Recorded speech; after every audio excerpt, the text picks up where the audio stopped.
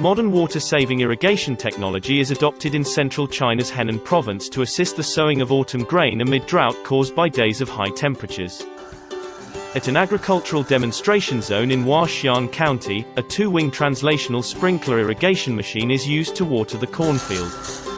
现在我用这个平移式这个喷灌机，这个一天能浇地100多亩，大大节省了人工，主要的节水，速度快，浇得快，对这抗旱比较十分这个有利。现在这个喷这一遍大概这个保持土壤的湿度能到10天到半个月左右，及时缓解了旱情，保证了这个咱的出苗率。